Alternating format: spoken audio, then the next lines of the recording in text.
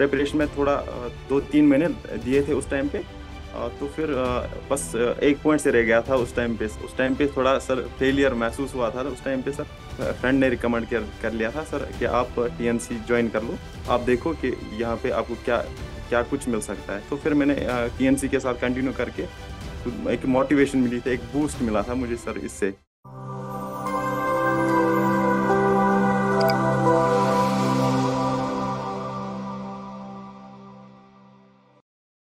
नमस्कार। एक बार फिर से आप सभी साथियों का हार्दिक स्वागत अभिनंदन टीएनसी के इस ऑनलाइन प्लेटफॉर्म में। Myself Bodha Palariya, assistant nursing student AIIMS Patna. एक बार फिर से आप सभी साथियों का हार्दिक स्वागत और अभिनंदन करता हूं। आज हमारे साथ है बहुत ही जबरदस्त रैंकर्स जो कि जम्मू कश्मीर की वादियों से हैं और बहुत ही शानदार मेहनत करने के बाद आज एक टॉप रैंकर से आज इनसे बहुत सारी चीजें जानने वाले हैं और साथ ही साथ इनके संघर्ष की कहानी जानने वाले हैं। तो सबसे पहले तो बहुत बहुत बधाई और शुभकामनाएं इशफाक वानी जी को। Thank you a lot sir. इस प्रकार से एक बहुत ही जबरदस्त आपने जो रैंक हासिल की है 106, कैसा लग रहा है? सर बहुत खुशी हो रही है, घर में भी खुशी का माहौल है, तो मेरे लिए वो सबसे बढ़िया है सर। बहुत ही जबरदस्त बात है, खुशियों का माहौल है और मिठाइयाँ बढ़ रही है और बिल्कुल शानदार सा एकदम पार्टी वार्टी चल रही होगी। Yes sir. आज आपसे मैं बहुत सारी चीजें पूछने वाला हूँ। आपकी मेहनत आपने किस प्रकार से की है, आपके एक्सपीरियंस को यहाँ से सारे बच्चों के साथ शेयर करना चाहता हूँ, क्योंकि आपके एक्सपीरियंस से हजारों बच्चों का फ्यूचर बनने वाला है और वो आपसे सीखेंगे कि किस प्रकार से मेहनत की जाती है। तो सबसे पहले इस इंटरव्यू की शुरुआत जो मैं करने वाला हूँ आपके अपने इंट्रोडक्शन से। जी मेरा नाम इशफाक अहमद वानी है और मैं जम्मू कश्मीर से हूँ। और जो मैंने अपनी बीएससी नर्सिंग वो कंप्लीट कर लिया गवर्नमेंट मेडिकल कॉलेज श्रीनगर से। सर 2023 लास्ट ईयर अप्रैल 2023 में हमने कंप्लीट कर ली सर। ओके। बिल्कुल श्रीनगर गवर्नमेंट कॉलेज से आप पास आउट हैं और 2023 और इस बार 2024, ज्यादा लंबा समय नहीं कह सकते, संघर्ष का एक साल। और ये संघर्ष का एक साल नहीं कह सकते, ये तो एक नर्सिंग के अंदर आप अगर सिलेक्शन लेना चाहते हो एक साल तो मिनिमम लगता ही लगता है। और कुछ बच्चे तो बहुत ही इतने भाग्यशाली होते हैं कि वो पहली बार में ले लेते हैं। तो एक साल के अंदर इतने कम शॉर्ट ड्यूरेशन के अंदर क्या स्ट्रेटजी रही है कि आपने बहुत ही शानदार रैंक को हासिल कर लिया? सर हमने पिछले साल अप्रैल में कंप्लीट किया था, और फिर 1-2 महीने रजिस्ट्रेशन में लगते थे सर। फिर जो अक्टूबर वाला नॉर्थ सेट हुआ था, नॉर्थ सेट 5.0, तो वो मैंने दिया था सर उस टाइम पे। बस प्रिपरेशन में थोड़ा 2-3 महीने दिए थे उस टाइम पे। तो फिर बस एक पॉइंट से रह गया था उस टाइम पे सर। मतलब सफलता हासिल नहीं हुई थी और उस समय आप पीछे रह गए थे। तो जब नॉस्टेट 5.0 में आपका सिलेक्शन नहीं हुआ तो क्या लोगों से क्या सलाह मिलना शुरू हुआ कि यार तुम ऐसे पढ़ो, इस वक्त तुम ऐसे करो, ये करो, वो करो? तो ये क्या गाइडेंस मिली थी आपके सीनियर्स, आपके साथी और आपके कोई दोस्त, या खुद से ही लगा कि यार अब कुछ नया करते हैं? सर पहले तो हमने जब उस टाइम पे थोड़ा सर फेलियर महसूस हुआ था, तो उस टाइम पे सर तो फिर जो सिलेक्ट हुए थे उनसे हमने मशवरा ले लिया था कि अब हम हमें क्या करना चाहिए। उन्होंने बोला कि आपने थ्योरी अच्छे से पढ़ी, आप में कुछ थोड़ा कमी है अभी भी। तो फिर वो मुझे लग रहा था अपनी जगह पे मैंने उतना प्रैक्टिस नहीं किया था, क्वेश्चंस उतने ज़्यादा प्रैक्टिस नहीं किए थे। तो उसी टाइम पे एक फ्रेंड ने रिकमेंड कर लिया था सर कि आप टीएनसी ज्वाइन कर लो, आप देखो कि यहाँ पे आपको क्या क्या कुछ मिल सकता है। तो फिर मैंने टीएनसी के साथ कंटिन्यू करके खुद एक मोटिवेशन मिली थी, एक बूस्ट मिला था मुझे सर इससे। ओके, टीएनसी के साथ आपने ज्वाइनिंग कर लिया था और टीएनसी के साथ आप लगातार आगे बढ़ रहे थे और टेस्ट सीरीज के साथ वीडियो एमसीक्यू और आप लगातार कंटिन्यूसली चल रहे थे। टेस्ट सीरीज के बारे में थोड़ा सा मैं पूछना चाहता हूँ, उसके बाद मैं वीडियो रजिस्टर के बारे में बात करूंगा। सबसे पहले टेस्ट सीरीज आपने दिया था, सबसे पहला एग्जाम, क्योंकि आपके पास एक्सपीरियंस तो था एक फेलियर का। फेलियर जब Yes. फेल होता है तो उसके बाद वापस से उसी एनर्जी के साथ वापस बढ़ता है। पहला एग्जाम दिया, कौन सा रैंक आया टीएनसी के अंदर? सर पहले तो पीछे ही आया था, 4,000 के करीब आया था उस टाइम पे सर, रैंक उस टाइम पे सर। ओके, 4000 रैंक आया था। Yes sir. और नहीं लगा कि यार ये 4000 बहुत ही ज्यादा रैंक है? सर उस टाइम पे लगा था कि मेरे से नहीं हो पाएगा, लेकिन खुद पे थोड़ा भरोसा था, तो फिर उस मुझे लगा कि मैं ज्यादा ज्यादा मेहनत करूंगा तो फिर आगे रैंक बढ़ सकती है। तो फिर मैंने एक्सपेक्टेशन रखी थी कि 2 दिन के या 5-6 टेस्ट के बाद अंडर 1000 आऊंगा, फिर 500 के नीचे आऊंगा सर। ऐसे ही मैंने टारगेट करके रखा था। फिर सर अच्छी अच्छी रैंक आई थी फिर सर बाद में। ओके, कंटिन्यूटी के साथ आगे बढ़ रहे थे और बिल्कुल हमेशा आप पहला टेस्ट देते तो खराब रैंक की आती है, और फिर धीरे धीरे सुधार हुआ, और सबसे बेस्ट रैंक कौन सी आने लगी? सर फिर 1 महीने के बाद ऑलमोस्ट मैंने जब दिया था तो फिर 1 रैंक भी आई थी सर, एक टाइम पे सर। बहुत ही जबरदस्त और बहुत ही शानदार। बच्चे आपसे बहुत सारे क्वेश्चंस जानने की उम्मीद कर रहे हैं, और बच्चे इस समय बहुत सारी चीजें सोच रहे हैं। क्या स्ट्रेटजी आपने बनाई थी कि किस प्रकार से कंटिन्यूसली आपने मेहनत करना शुरू किया था, और क्या स्ट्रेटजी आपकी थी? सर जब मैंने स्टार्ट कर लिया था तो फिर एक डिसिप्लिन के साथ सर मैंने स्टार्ट कर लिया था कि दिन में 10 से 12 घंटे पढ़ूंगा सर। तो फिर वो मैं निकालता था, किसी भी तरीके से निकालता था। तो फिर मैंने थ्योरी के लिए अलग टाइम रखा था, फिर बाद में एमसीक्यू के लिए अलग रखा था, फिर टीएनसी टेस्ट सीरीज के लिए मैंने 4 से 5 घंटे हर रोज देता था, क्योंकि मुझे पता था कि जो मैं थ्योरी अभी कंटिन्यू कर रहा हूँ अभी, तो फिर वो ज्यादा भूल भी जाते हैं। लेकिन टीएनसी के साथ जब हम पढ़े थे तो रैशनल पढ़ते थे या वीडियो एमसीक्यू, वो वीडियो रैशनल देखते थे, वो फिर दिमाग में छप जाते थे ऐसे ही सर। ओके, बहुत ही जबरदस्त। और मैं एक आपसे थोड़ा सा एक टाइम पीरियड पूछना चाहता हूँ बच्चे इस बार, क्योंकि ये बच्चों के क्वेश्चन से तो मैं आपसे, क्योंकि बच्चों के मन में क्वेरीज बहुत सारी रहती है, तो कि टॉपर्स कितने घंटे पढ़ता था और कितने घंटे एमसीक्यू प्रैक्टिस करता था, कितने घंटे थ्योरी को देता था? सर मैंने एक स्लॉट रखा था दिन में, 3 स्लॉट्स रखे थे सर। तो फिर मैं ऑलमोस्ट 5 घंटे थ्योरी पढ़ता था और 4 घंटे एमसीक्यूज करता था। फिर जो भी बचते थे 3-4 घंटे, तो फिर मैं टीएनसी के टेस्ट सीरीज देता था। ऑलमोस्ट 11 to 12 आवर्स में हर रोज पढ़ता था सर। ओके, मैं जो समझ पा रहा हूँ कि आप 12 घंटे पढ़ते थे, और 12 घंटे में से अप्रोक्सीमेट जो 8 घंटे आप एमसीक्यू पे फोकस कर रहे थे, और लगभग जो पीछे बजे हुए 4 घंटे वो थ्योरी को पढ़ रहे थे। मतलब आपने यस सर। 33% का एक आंकड़ा बनाया। 3 स्लॉट में आपने पढ़ना शुरू किया, और 2 स्लॉट एमसीक्यू प्रैक्टिस के थे, और एक स्लॉट तो रिवीजन का था। अब चीजें सामने आ रही है, और ये बहुत ही लोग इस समय इस इंटरव्यू को देख रहे होंगे कि उन्होंने कहाँ पे गलती की, वो खुद अब इस समय आपके इंटरव्यू को देख के नोटिफाई कर रहे होंगे कि हमने कहाँ पे गलती की है, और वो सुधारने की कोशिश करेंगे। बहुत सारी बार बहुत सारे टॉपिक ऐसे होते हैं जो हम थ्योरी में नहीं पढ़ते हैं, थ्योरी में छूट जाते हैं। बहुत सारी चीजें ऐसी होती है जो थ्योरी में बच्चा नहीं पढ़ पाता है, और वही क्वेश्चंस अगर एमसीक्यू में मिल जाए कि ये क्वेश्चन यार नया क्वेश्चन है, टीएनसी वाला एक क्वेश्चन ये नया लेके आए, तो फिर आप उस एमसीक्यू को देख के क्या करते थे, वापस थ्योरी पे जाते थे? सर वैसे तो मुझे लग रहा है कि टीएनसी पे जो भी क्वेश्चन जो मुझे नया लग रहा था, जो मैंने कभी नहीं पढ़ा है, उसको उसको जो रेशनल होता है ना, वो ऑलमोस्ट सफिशिएंट होता है उस क्वेश्चन को क्लियर करने में। अगर किसी जगह पर ऐसा लगता था तो फिर हम फिर थोड़ा थ्योरी उसके बारे में पढ़ते थे, फिर वो क्लियर हो जाता था। ज्यादातर तो जब वीडियो रैशनल आता था ना सर, उसमें बहुत सारी फिर एडिशनल नॉलेज मिलती थी सर उसमें, और वो क्लियर ही होता है उस वहीं पे सर।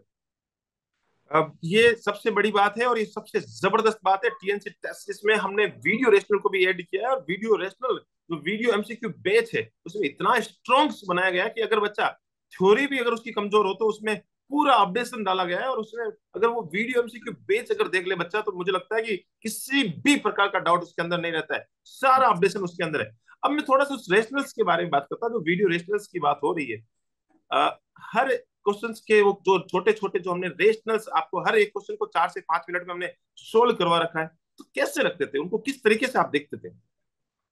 सर जो भी वीडियो रेशनल आते थे वो मैं सब देखता था, क्योंकि मुझे पता है यहाँ पे नॉलेज मिलने वाली है सर। ज्यादातर मैं देखता था सर अवधेश सर का, वो तो बहुत बढ़िया पढ़ाते हैं सर। ओके, अवधेश सर की फैन फॉलोइंग बहुत ही जबरदस्त बढ़ रही है। और एडवांस सीरीज तो आपने जरूर जरूर देखी होगी, क्योंकि वो तो हाँ बिल्कुल जी सारे सर। बच्चों के लिए फ्री ऑफ कॉस्ट थी। हाँ वो तो मुझे लग रहा है अगर यूट्यूब में अगर कुछ चीज पढ़नी चाहिए किसी को भी तो फिर एडवांस सीरीज है। क्योंकि मैंने मौज भी इससे भी पहले करके रखी थी, लेकिन मुझे लग रहा है कि मुझे और भी कुछ एडिशनल इसमें चाहिए, तो फिर मैंने वो वीडियो ये एडवांस सीरीज सब सारी देखी है सर। बिल्कुल, बहुत ही जबरदस्त बात बोली, और ये हमारे लिए प्राउड की बात है कि आप एक बहुत ही शानदार बात बोली है कि यूट्यूब के अंदर आपको कुछ देखना है तो वो एडवांस सीरीज जरूर जरूर देखनी चाहिए। यूट्यूब के अंदर फ्री ऑफ कॉस्ट डाली हुई, इसी चैनल पे फ्री ऑफ कॉस्ट प्लेलिस्ट बना रखी है और पूरे सिस्टमेटिक तरीके से उसको कंप्लीट करवा रखा है। उसके पीछे में थोड़ा सा एक आपका जो 1 मिनट में उसमें लेना चाहता हूँ, उसका उद्देश्य ये था कि हम यूट्यूब पे बहुत सारा कंटेंट रहता है, कोई भी उसका प्रॉपर मैनेजमेंट नहीं रहता है। तो हमने ये सोचा कि हम यूट्यूब पे भी अगर कुछ पढ़ाएं तो वो चीज पढ़ाएं जो बच्चों के लिए बहुत ही ज्यादा हेल्पफुल है और एक पूरे सिस्टमेटिक तरीके से पढ़ाएं।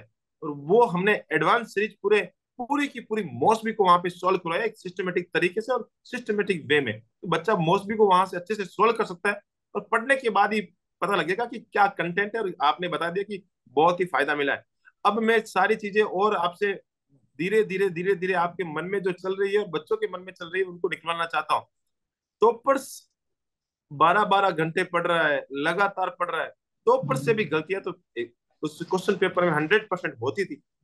तो किस प्रकार से उनको ठीक करने का काम करते थे? जैसे मेरे से आज मैंने पेपर दिया, 100 में से लगभग 30 गलत हो गए, क्योंकि नए नए टीएनसी हमेशा नए नए क्वेश्चंस लेके आती है, बहुत ही शानदार क्वेश्चंस लेके आती है। तो उनको कैसे ठीक करते थे? मतलब नोट डाउन करते थे या ओनली रेशनल पढ़ा और चल दिया? सर मैं जब मैंने स्टार्ट कर लिया था टीएनसी तो फिर मैं ओवर अटेम्प्टिंग कर रहा था, तो इसकी वजह से थोड़ा मुझे नेगेटिव मार्किंग ज़्यादा होती थी। फिर मैंने ये फैसला कर लिया था कि मैं उतने ही करूंगा जितने मुझे आते हैं सर। तो फिर वो मैंने यूज़ कर लिया था वो स्ट्रेटजी, तो उसकी वजह से मुझे लग रहा था कि मेरा स्कोर इम्प्रूव हो रहा है। फिर जो एमसीक्यू या क्वेश्चन मुझे नहीं आता था या उसका रेशनल मुझे लग रहा था कि ये ज़रूरी है, तो फिर मैं उसका नोट डाउन करके सर कॉपी बनाता था, तो फिर उसी से पढ़ता था, रिविजन करता था उसी का सर। ओके। एक चीज और जानना चाहता हूँ कि ये आपके मैं बात निकलवाना चाहता हूँ कि हमेशा आपने सारी बुक्स फॉलो की होगी, जो भी आपके पास जो कॉम्पिटिटिव गाइड्स हैं और बहुत ही सारी स्टैंडर्ड बुकें भी आपने फॉलो की होगी, बहुत सारी बुक्स आपने फॉलो की होगी। लेकिन जब TNC subjects wise question paper बनाती है, आपको पहले से बता दिया जाता है कि इस टॉपिक का इस प्रोसीजर का पेपर होने वाला है। आपने तैयारी की होगी पूरी मजबूती के साथ, आज तो टीएनसी को पछाड़ना है, टीएनसी के अंदर नंबर ही नंबर लेके आने हैं, और उस दिन आपके मार्क्स नहीं आते थे, तो नहीं लगता था कि यार ये पेपर कहाँ से बना देते हैं? यस सर, वैसे तो मुझे लग रहा था कि हम सारी बुक्स पढ़ते थे उस टॉपिक के बारे में। फिर जब एमसीक्यू आते थे तो फिर वो मुझे लग रहा है कि ये नए है। मुझे लग रहा था कि उस टाइम पे कि ये बहुत बढ़िया क्वेश्चन है यार, उनको फिर करते थे यार अच्छे से। फिर वैसे तो लग रहा था ये डिफिकल्ट है थे, लेकिन फिर जब साथ साथ पढ़ते जा रहे थे, रेशनल पढ़ते जा रहे थे, फिर वो दिमाग में छपे गए कि हाँ ये भी ये अच्छे क्वेश्चन है सर। ओके। अब मैं थोड़ा एग्जाम हॉल की तरफ चलता हूँ और एग्जाम से सिचुएशंस जानने की कोशिश करता हूँ। बच्चा ये जब एग्जाम देता है, कोई भी एग्जाम देता है, तो उससे पहले उसके मन में बहुत जबरदस्त एंजाइटी रहती है, बहुत ज्यादा डर लगने लगता है कि यार क्या होगा क्या नहीं होगा। और एक सबसे बड़ा क्वेश्चन सामने आता है कि सर मैं पढ़ता तो बहुत हूँ, मैं याद भी बहुत करता हूँ, लेकिन मैं भूल जाता हूँ, मैं इधर से याद करता हूँ इधर से निकल जाता है। तो उसके लिए क्या कहना चाहेंगे आप? सर जब एग्जाम को ऑलमोस्ट 5 to 10 डेज रहे थे, तो उस टाइम पे लग रहा था कि मुझे अब कुछ नहीं आता है, मुझे अब सिलेक्शन होगा भी नहीं होगा। लेकिन सर जब आपके वीडियोस आते थे तो मैं टाइम निकाल के उनको जरूर देखता था, क्योंकि उनसे आप एक मोटिवेशन मिलती थी कि आप बोल रहे थे कि जो अभी टॉपर होगा उसको भी इतनी एंजाइटी होगी, तो फिर कोई टेंशन लेने की कोई जरूरत नहीं है। तो फिर उससे थोड़ा मोटिवेशन मिलती थी कि हाँ हम भी कर सकते हैं सर। ओके। आप उस समय ये सोचते थे कि एंजाइटी हो रही तो मैं ही टॉपर हूँ और आने वाले समय में 101% टॉपर्स बनने वाला हूँ, और ये बहुत ही जबरदस्त तरीके से कि कोई भी अगर रैंक 1 भी आता है तो वो उसको मन में कहीं ना कहीं एंजाइटी रहती है, और हर बच्चे के मन में एंजाइटी रहती है। अब थोड़ा एग्जाम हॉल के अंदर की बात कर लेते हैं। पेपर पेपर जब आप दे रहे थे, मेंस का पेपर जब दे रहे थे, तो पहला पेपर क्वेश्चन अटेम्प्ट किया, सेकंड क्वेश्चन अटेम्प्ट किया, तीसरा क्वेश्चन अटेम्प्ट किया, और स्लॉट वाइज क्वेश्चन थे, तो ऐसा लग रहा था कि क्या यार मैं टीएनसी का टेस्ट ही दे रहा हूँ? सर वैसे तो पिछली बार डायरेक्ट क्वेश्चंस आए थे सर। तो इस टाइम पे मुझे लग रहा था कि क्वेश्चंस हाँ इनडायरेक्टली पूछते हैं सर वो। आज इस टाइम पे इनडायरेक्टली क्वेश्चन पूछ, लेकिन मुझे लग रहा था कि मैं टीएनसी की टेस्ट सीरीज दे रहा था, बस मजे से दे रहा था, मुझे कोई टेंशन भी नहीं थी सर। उस टाइम पे दे रहा था, मुझे लग रहा था कि हाँ, मैं टीएनसी के टेस्ट सीरीज ही दे रहा हूँ सर। Okay, good. और जब क्वेश्चंस अटेम्प्ट आपने टोटल कितने क्वेश्चंस, धीरे धीरे जब स्लोट्स बढ़ते हैं तो कितने क्वेश्चंस आपने अटेम्प्ट किए? सर मैंने 86 अटेम्प्ट कर लिए थे इस बार। तो फिर मुझे उसमें नेगेटिव भी हुए थे, 13 नेगेटिव हुए थे। आपने सर, आप वीडियो में बोला था कि अंडर 15 आपको नेगेटिव अगर होंगे तो फिर कोई बात नहीं, 15 के ऊपर नहीं होने चाहिए। तो फिर मैंने रिस्क बस कम ही ले ली थी उस टाइम पे सर, 86 कर लिए थे अटेम्प्ट। Very good. 86 अटेम्प्ट किए थे, 13 से आपके रॉन्ग हो गए थे, बाकी वाले सारे क्वेश्चंस आपके राइट हो गए थे। अब एक थोड़ा सा पैटर्न के बारे में बात करना चाहूंगा। पैटर्न इस बार नोटसेट ने बदला है, अगली बार पता नहीं ये और कुछ बदल दे, और कुछ नई चीज लेके आ जाए। और बहुत सारे अफवाहों के मार्केट चलते हैं, तो बहुत सारी चीजें, नई नई चीजें आती रहती है। और इस समय में आपको, जो आपने पिछला नोटसेट दिया था 5.0 और ये 6.0, तो क्या डिफरेंस, क्या इस ये जो पैटर्न बदला है, 18 मिनट 20 एमसीक्यू, 18 मिनट 20 एमसीक्यू, ये अच्छा है या पहले वाला अच्छा था? सर मुझे लग रहा है कि ये वाला अच्छा है, मुझे पर्सनल लग रहा था कि ये यही अच्छा है, क्योंकि इसमें थोड़ा बहुत टाइम मैनेजमेंट अच्छा, मुझे कि अच्छा हो रहा होता है। और जब पैटर्न बदलता है तो सबके लिए बदलता है सर, ये मैं मान के चलता हूँ कि अगर मुझे इससे कुछ प्रॉब्लम होगी तो सबको होगी सर। तो ऐसे ही बहुत ही चलते हैं। जबरदस्त। और मैं पर्सनली भी कहना चाहूंगा कि ये दिमाग लगाने की जरूरत नहीं कि मुझे एक पूरा 90 मिनट तक आगे पीछे भागने वाला खाने नहीं है। यस। बस 18 मिनट्स का स्पेल खत्म करो, 20 एमसीक्यू देखो और आगे बढ़ो। यस। ये एक, मतलब एक एग्जाम के अंदर 5 एग्जाम कंडक्ट होने के चांसेस रहता है, और बहुत ही जबरदस्त फायदा मिलता है, और बहुत ही शानदार चीजें सामने निकल के आती है। अब बुक्स के बारे में पूछना चाहता हूँ, कौन सी बुक्स टॉपर्स फॉलो करता था? सर वैसे तो पहले मुझे ये लगा था कि हम ये कोई ऑनलाइन बैच ले लेंगे सर। फिर मुझे ये रियलाइज हुआ कि मैं बुक से स्टार्ट करूँगा, सेल्फ स्टडी करूंगा। तो फिर मैंने स्टार्टिंग में टारगेट और पीआर पढ़ी है सर, एक एक बार पढ़ी है। फिर मुझे लगा कि अभी थ्योरी उतनी क्लियर नहीं हुई, तो फिर मैंने एनक्लेक्स और मॉसबी लाई है, मॉसबी के एमसीक्यूज निकाले थे सर। तो फिर ये 4 बुक्स मैंने फॉलो कर लिया, बस उसके अलावा मैंने यूट्यूब पे कुछ नहीं देखा सिवाय एडवांस सीरीज। और मैं इस पे बिलीव भी नहीं करता कि मैं यूट्यूब पे जा। आप नर्सिंग से रिलेटेड देखते हैं तो नर्सिंग से रिलेटेड चैनल्स आपके सामने आ जाते हैं, बहुत सारे कंटेंट आपके सामने आने लगता है। तो बहुत सारे, जब एग्जाम नियर होता है तो बहुत सारी मैराथन चलती है, लंबी लंबी क्लासें, 4 4 घंटे की, 5 5 घंटे की। तो क्या हिस्सा बने थे? सर मैं ज्यादा यूट्यूब नहीं देखता था, क्योंकि ऊपर से मुझे थोड़ा आंखों में थोड़ा प्रॉब्लम हो रही थी उससे। और मुझे लग रहा था ये इससे, मेरा पर्सनल एक्सपीरियंस है कि मुझे लग रहा था कि इससे थोड़ा टाइम जाया होता है, ज्यादा मैराथन भी नहीं निकालने होते। बस आप एक सही चैनल पकड़ो, उसी से बस वीडियो देखो, वो वही काफी है। आपको इधर उधर भागने की जरूरत नहीं है, क्योंकि बुक्स में ओके। अच्छा कंटेंट मिलता है। और टीएन से पर्सनल, तो फिर मैं टीएन से रिकमेंड करूंगा ही किसी भी हालत में सर, अगर वो करना चाहे तो।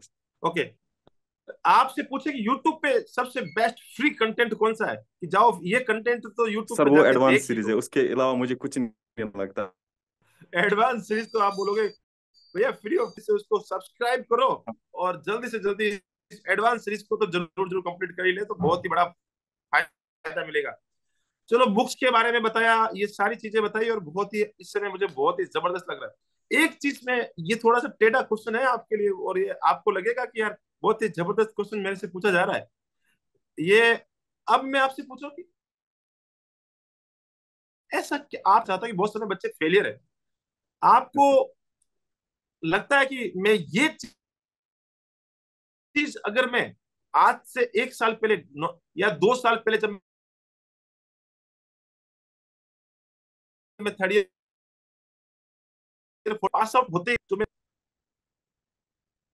सर मुझे लगा था कि अगर हम स्टार्टिंग में ही थर्ड या फोर्थ ईयर में कुछ बुक्स फॉलो करें, या टारगेट है या यार जो सिंपल बेसिक बुक्स है वो स्टार्ट करें, या अगर कोई ये भी किसी को टाइम भी मिलेगा तो फिर उसको कुछ टेस्ट सीरीज भी सर ज्वाइन कर लेनी चाहिए, क्योंकि उससे कुछ चीजें क्लियर होती है। स्टार्ट में ही स्टार्ट जब करते हैं तो फिर पहली एग्जाम में सफलता मिल सकती है सर। बिल्कुल बिल्कुल, मतलब सीधी सी बात है, आप फोकस करें लर्निंग पे, और थ्योरी प्रॉपर हो, और साथ के साथ प्रैक्टिस अगर कंटिन्यूसली हो, तो पहले ही एग्जाम में सफलता हासिल की जा सकती है। और बहुत ही शानदार तरीके से आपने बताया। अब मेरा एक सवाल आपके लास्ट, एक सवाल है, और एक बहुत ही बच्चों का फ्यूचर बनाने वाला सवाल है। सजेशंस, बहुत सारे बच्चे ये चाह रहे हैं कि भाई इस्पाक भाई ने तो बहुत ही जबरदस्त कमाल करके दिखा दिया, अब इस्पाक भाई के मुंह से हमें एक सजेशन मिल जाए। वैसे तो उन्होंने इस इंटरव्यू को पूरा देखने के बाद बहुत सारे सजेशन मिल गए होंगे, लेकिन एक सजेशन चाहते हैं कि हमें ऐसी चीज बताइए, ऐसा रामबाण बताइए, ऐसा एक चीज बताइए, मूल मंत्र क्या है जिससे हम एक टॉपर्स बन के दिखाएं? सर सबसे पहले फेलियर जिंदगी का एक हिस्सा है सर, इसको पॉजिटिव वे में ही लेना है हमेशा, क्योंकि आपको फेलियर सिखाता है कुछ। सर मैंने पिछली बार जो नॉट सेट 5.0 दिया था, तो उस टाइम पे थोड़ा लगा था, एक दो दिन 5 दिन के लिए लगा था कि मेरे से नहीं हो पाएगा। लेकिन फिर मैंने उसको पॉजिटिव वे में ले लिया। फिर मैं एक गाइड बना हूँ सर। बहुत सारे स्टूडेंट्स को मैं बोल रहा था कि ऐसे पढ़ना है, ऐसे पढ़ना है। तो फिर फेलियर को एक पॉजिटिव वे में ले लीजिए, उसमें कोई गल ये बात नहीं है। तो फिर दूसरी ये बात बोलूंगा कि एक कंसिस्टेंट रहना है सर। अगर आपको कोई भी फंक्शन हो, पार्टी हो, उसको छोड़ दीजिए, क्योंकि बस 1 साल 1.5 साल की बात है या 6 महीने की बात है, फिर तो आपको मजे ही मजे है। तो फिर कंसिस्टेंट रहना है। और एक बात वो जो मैंने यूज किया, वो मैंने डिसिप्लिन यूज किया सर। मैं रोज सुबह 5 बजे 4 बजे उठता था, तो फिर पढ़ना स्टार्ट करता था। हर एक चीज में एक सिलेक्टिव करता था सर, कि अगर इस टाइम पे मुझे पढ़ना है तो पढ़ना है, और बाद में ब्रेक लेनी है इस टाइम पे तो लेना है। एक डिसिप्लिन लाइफ जीनी है सर। और माँ बाप का हमेशा उन वही मैं यूज करता हूँ एज अ मोटिवेशन, और कुछ नहीं मैं सर यूज करता हूँ। जस्ट अपने माँ बाप के लिए मैं सब कुछ करता हूँ। उन्हीं आप भी जो भी मुझे देख रहा है अभी, आप भी अपनी माँ बाप की तरफ देखो और आगे बढ़ो। यार जबरदस्त आपने चीजें बताई है। मैं सच में मैं बहुत ही ज्यादा इंप्रेस हूँ और बहुत ही जबरदस्त वाले कंसिस्टेंसी चाहिए हर एक मोटिवेशन में। बोलता हूँ कि भैया अब अगर आपको लगता है कि मेरे से मेहनत नहीं हो रही, तो अपने माता पिता का चेहरा देखो और उनके लिए मेहनत करो। और बहुत ही जबरदस्त आपने ये सारी चीजें करके दिखाई है। और आज सच में आपके माता पिता इस इंटरव्यू को भी देख रहे होंगे और बहुत ही इस घर में बहुत ही जबरदस्त खुशी का माहौल होता है। एक बेटा या बेटी जब सफल होता है तो माता पिता के चेहरे पे, मैं कल एक इंटरव्यू कर रहा था, उस इंटरव्यू में उसकी मम्मी जब इंटरव्यू में शामिल हुई तो बहुत ही वो मम्मी और बेटे दोनों जोर जोर से रोने लगे। तो मुझे उस इंटरव्यू के पार्ट को भी हटाना पड़ा कि यार इतना एक इमोशनल पार्ट हो जाता है कि बहुत ही शानदार लगता है। बहुत ही शानदार आपने इंटरव्यू दिया। और मैं जरूर जरूर जब जम्मू आऊंगा और कश्मीर आऊंगा तो आप मुझे जरूर जरूर घुमाना। यस सर, आप आ जाइए तो फिर देखिए कि कश्मीर में इतनी खूबसूरती है सर। आपके साथ ही आऊंगा सर, कोई बात।